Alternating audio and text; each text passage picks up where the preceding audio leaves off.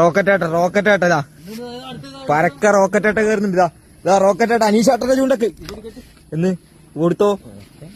അതന്നെ റോക്കറ്റ് വന്നിട്ടുണ്ട്. ഹെലികോപ്റ്റർ വരുന്ന പോലെ വരുന്നുണ്ടോ?